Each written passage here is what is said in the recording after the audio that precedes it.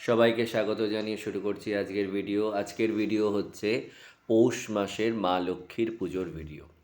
আজকে হচ্ছে 1 জানুয়ারি, বছরের প্রথম দিন 2026-এর। তো প্রথম দিনটা আমরা আজকে মা লক্ষ্মীর পুজো দিয়েই শুরু করব, কারণ আজকে পৌষ মাসের শুক্লপক্ষের বৃহস্পতিবার। তো আজকে মা লক্ষ্মীর পুজো অনেক পরিবারে, অনেক বাঙালি পরিবারেই পৌষ মাস, চৈত্র মাস, ভাদ্র মাস, এই 3টে মাস বিশেষ করে মা লক্ষ্মীর পুজো হয় শুক্লপক্ষের বৃহস্পতিবারে। তা আজকে আমাদেরও সেই পুজো। এখানে আমার মায়ের যে মাটির প্রতিমা তোমরা দেখলে, তার সাথে মায়ের পিতলের প্রতিমা, তার সাথে মায়ের কাছে রয়েছে মায়ের গাছকৌটো, কড়ি, কমলা মূর্তি, তারপরে দক্ষিণাবর্ত শঙ্খ, ধানের ছড়া সব কিছু রয়েছে। তো এখানে আমি মায়ের কমলা মূর্তি এবং শালগ্রাম শিলা দুজনকেই নামিয়ে নিয়েছি। এখানে দুজনকে একসাথে আমি করিয়ে নেব স্নানের জন্য রেডি করা আছে আমার সাদা চন্দন, এবং জলের সাথে মেশানো আছে আমার সাদা চন্দন, কর্পূর, গোলাপ জল। এই সব কিছু দিয়ে আমি যথাক্রমে নারায়ণের এবং মা লক্ষ্মীর স্নান করিয়ে দুজনকে চন্দন, সিঁদুর, যাকে যেটা দেওয়ার সেটা দিয়ে সুন্দর করে সাজিয়ে নিজ নিজ আসনে বসাবো। আর এখানে সকালের ভোগে রয়েছে বিভিন্ন রকমের ফল, মিষ্টি এবং তার সাথে হচ্ছে খানিকটা গুড়।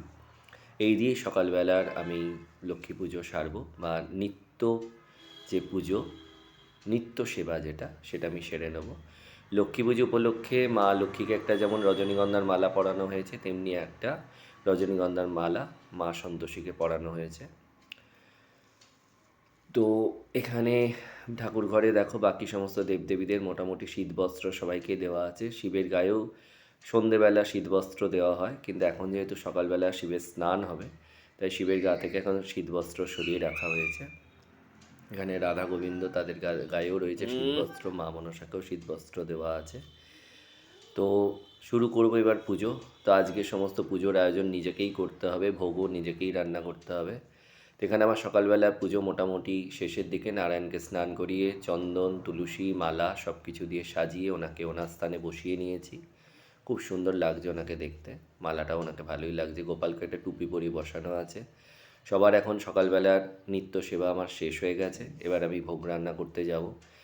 আমাকে একাকেই করতে হবে ভোগ রান্না। অবশ্য আমার মেয়ে আমাকে যতটা সম্ভব পেরেছে সাহায্য করেছে। মায়ের কাছে এখানে দূর্বা, বেলপাতা সব কিছু দেওয়া আছে। আমার স্ত্রী প্রাকৃতিক কারণে ঠাকুরের কোনো কাজ তিনি করতে পারছেন না।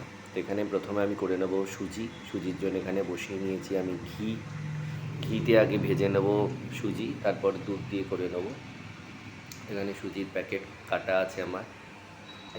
এখানে চিমনিটাকেও জ্বালিয়ে নিয়েছি। তো ঘি গরম হতেই বাকি কিছু কাজ সেরে রাখতে হয়েছে। তো একার হাতেই ভিডিও করছি, একার হাতেই রান্না করছি, ওই একটু নড়ে চড়ে গেছে। সেখানে ঘিয়ের মধ্যে সুজি দিয়ে ভালো করে ভেজে নেব, তারপরে দুধ দিয়ে দেবো। দুধের সাথে এখানে এলাচ এবং তেজপাতা সব কিছু দিয়ে সুন্দর করে ফুটিয়ে একটু ঘন ঘন করে নামিয়ে নেবো, কারণ সুজি নামালে সে আবার একটু দুধ টেনে নেয়, যতটাই দুধ শুদ্ধ নামাই না কেন। এটাও হয়েছিল তাই, প্রচুর দুধ টেনে নিয়েছিল।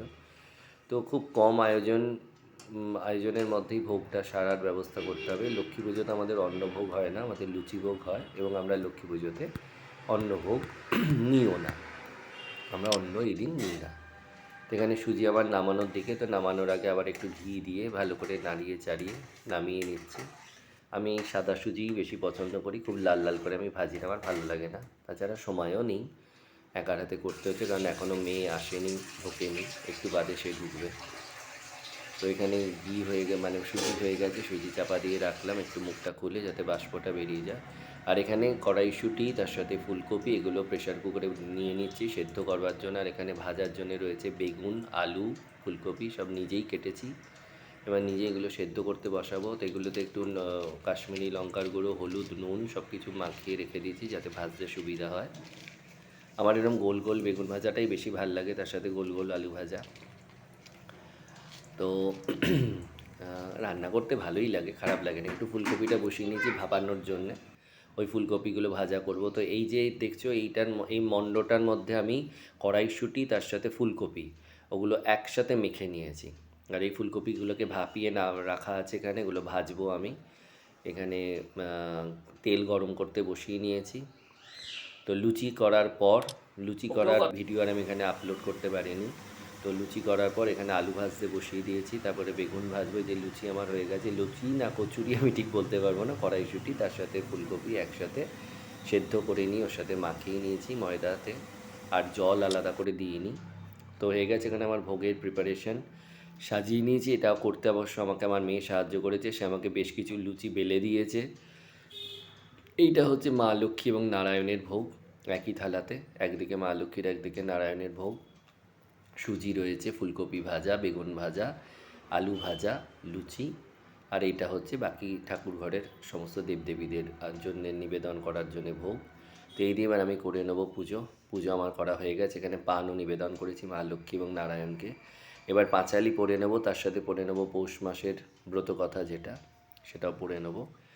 এই সমস্ত কিছু সেরে আবার আমাকে শীতলের জন্যে জোগাড় করতে হবে। এখন অলরেডি বেজে গেছে প্রায় 3:30, যেহেতু ওই একার হাতেই রান্না টান্না সব কিছু করা, যদিও মেয়ে আমাকে যতটা সম্ভব সাহায্য করেছে। তো এবারে এই পুজো শেষ করে উঠতে উঠতেই শীতলের জোগাড় করতে হবে। তো একটু শীতলে ভেবেছি নিজের হাতে একটু নাড়ু বানিয়ে দেবো, নারকোল আছে, গুঁড়ো আছে, তো সেটাই করেছি। যেমন ভাবা তেমন কাজ, সন্ধেবেলা একেবারে শীতল দেওয়ার জন্য মায়ের জন্য নাড়ু, আর আমার স্ত্রী আগের দিন মিষ্টি কিনে নিয়ে এসেছিলেন, তো মিষ্টি এবং নাড়ু দিয়ে ঠাকুরের শীতল সেরে নিলাম। তো এইভাবেই পৌষ মাসের ব্রত বা পৌষ মাসের লক্ষ্মী পুজো করলাম। তোমাদের যদি ভিডিও ভালো লাগে অবশ্যই লাইক, কমেন্ট, শেয়ার করতে ভুলো না।